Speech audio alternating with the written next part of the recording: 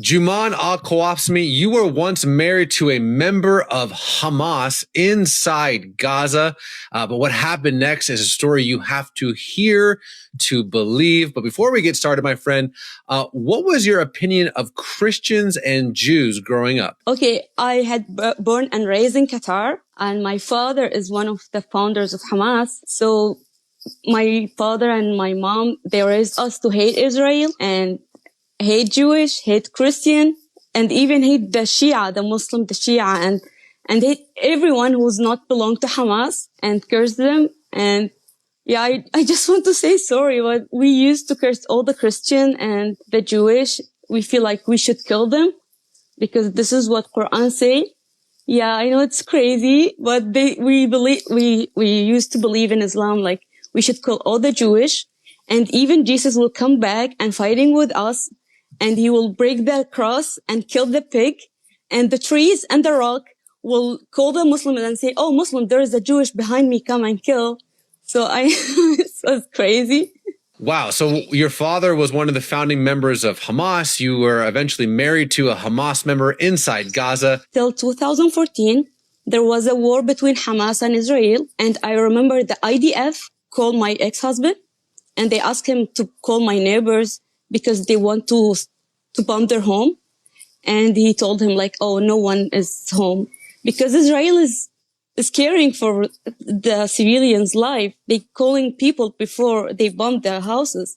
They are not killing the houses and randomly. Being Muslim, you don't have peace, you know, because God is always mad about Muslims. God's always mad. And I found a Christian page. It's Egyptian Christian. And I tried to, like, when I opened this page, the first verse come to my face. It's love your enemies.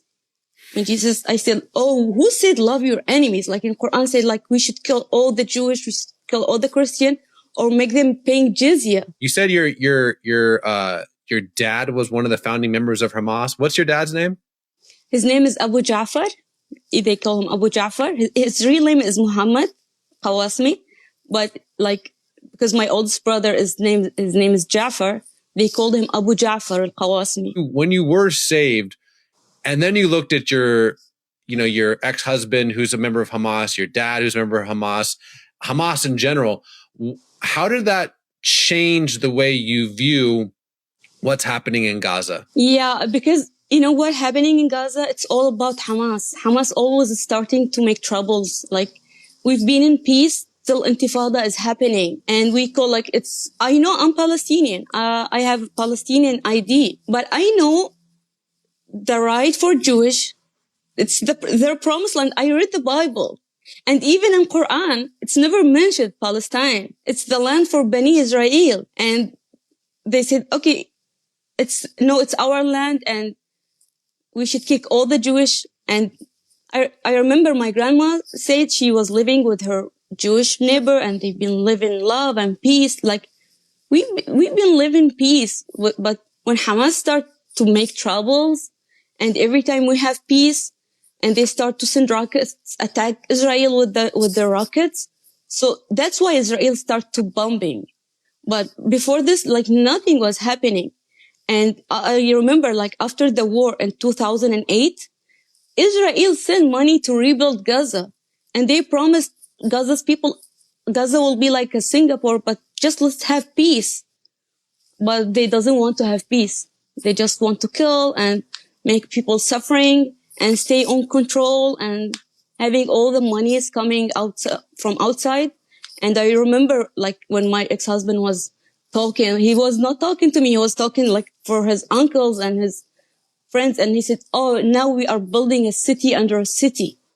So they took all the money is coming to rebuild Gaza and they just built the tunnels and there's a real city under a city. But they never built a shelter for people. For children.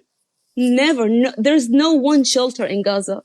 It's all about the tunnels. It's all for Hamas. They are hiding now and they just let people to die and use the human and children like human shield. They doesn't care for our life. They just care for their position and their power and they just want to stay strong and they want to stay on control, but they doesn't care for our lives. Don't be afraid to think to use your brain.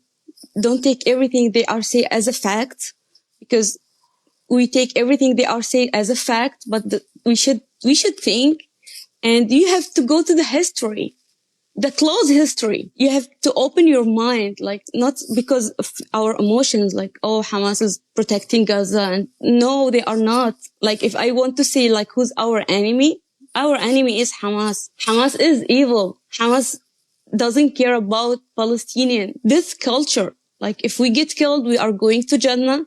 We are enjoying the 72 virgins, and they are taking the children from 4 years and 5 years and start to bring them in the Quran memorization, and start to learn them how to hate Israel and how to use the weapons. And believe me, from 4 and 5 years, they start to do this with the kids. And I know it's not easy, like, when you're raised on something and you see your parents and all your family believe in this. But my advice, like, don't be scared to think. Don't be scared to make questions, because in Islam, you are not allowed to think and make questions. You should just obey. But God give us this brain, and give us the Holy Spirit to ask him and to find a way.